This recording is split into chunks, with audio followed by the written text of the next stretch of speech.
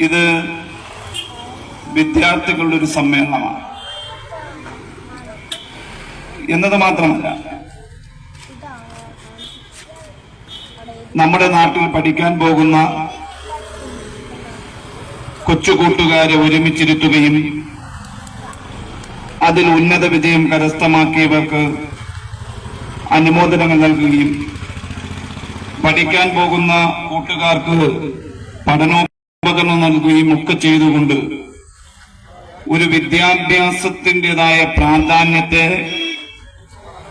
കേവലം രക്ഷകർത്താക്കൾ തങ്ങളുടെ മക്കളുടെ വിദ്യാഭ്യാസത്തിന് വേണ്ടി പഠനോപകരണങ്ങൾ